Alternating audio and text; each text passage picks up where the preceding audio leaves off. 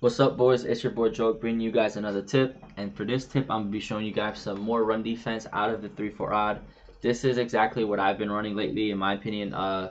After all these patches and after all these new abilities and everything, and where the game is changing every week, I do believe this is now the best run D in Madden 20.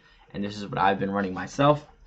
What first you want to do is, if you're playing salary cap, you want to make sure that your right middle linebacker has either secure tackler or tackle supreme. Personally, I would prefer tackle supreme because it is basically secure tackler and unfakeable combined. So I like tackle supreme. Secure tackler does the job just fine if you're playing against Bo. But if you're playing against somebody like Gale Sayers with Jukebox, you definitely want to have tackle supreme, which is why for this video I chose the Jets, because CJ Mosley has tackle supreme. What this defense is going to do is this right middle linebacker is basically going to shoot the gap on most dives and on most stretch, and it's going to hit the most of those runs for a loss. The play that we're going to be choosing is Storm Brave 1, and the setup is going to be very, very simple. First, let me just show you guys what this happens against like I form tight. What we're going to do is we're going to press. We want to press, crash the line up, and then this blitzing linebacker, you want to move him out a few yards and then put him in a purple or a yellow. I personally like to put him in a purple.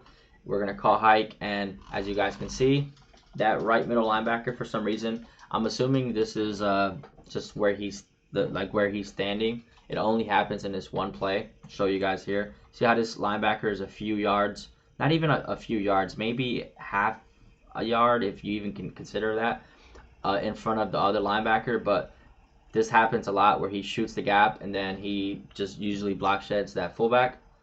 So I'll show you guys this a few more times, and then I'll show you guys this against stretch. So again, we're going to press, we're going to crash up, and then we're going to move this guy a few yards out, and then I like to stand right over the D tackle a few yards, and I like to kind of shoot this gap. And as you guys can see, once again, that right middle linebacker came up the A gap basically. Show you guys this one more time against a dive, and then I'll show you guys how this does against stretch. And as you guys can see, once again, that guy almost came free. He wasn't able to make the tackle there, but he was able to clock at the running lane, and which is why this right middle linebacker, you for sure need a tackling ability on him, because if you don't have a tackling ability on him, he's just going to get armbarred. Now we're going to show you guys what happens against stretch, and show you guys. And as you guys can see, that right middle linebacker shoots the gap once again. Show you guys a quick little replay. And as you guys can see, he shoots the gap, and since he has a tackling ability, if I was to try to armbar him there, tackle supreme is never going to get that tackle broken. Show you guys that against stretch one more time. And as you guys can see, hit in the backfield. And then now you guys are probably wondering why we only move out this guy. So the reason why we move out this guy is because if they run stretch to the left, this guy that's out here is gonna basically block shed the stretch. And as you guys can see, once again, stretch was hit in the backfield, and I want to show you guys why we move out that linebacker. This linebacker here is going to set the edge. He's not going to let the running backs run stretch to the outside, and it's going to make you cut it back inside, which is where we want the stretch to go to. As you guys can see, that was great stretch defense. And then if you run, let's just say we run an ISO, we're going to playmaker to the right.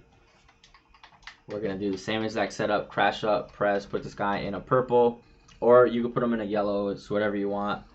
But as you guys can see, it is still really, really good run D. The guy wasn't able to shoot the gap there, and he doesn't always shoot the gap, but even when he doesn't shoot the gap, it's going to stop the run for a minimum of 2 to 3 yards, which in this game, if the player who's shooting a gap has an ability, is going to be amazing defense. And as you guys can see, once again, the dive is bagged, and then I'll show you guys this one more time against stretch.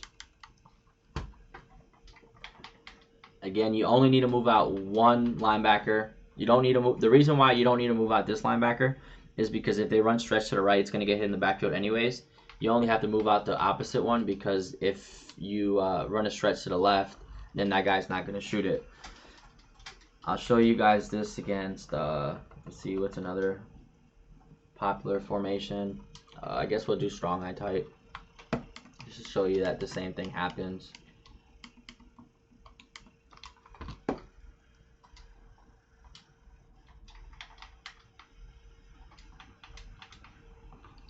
Well, first we'll run the stretch,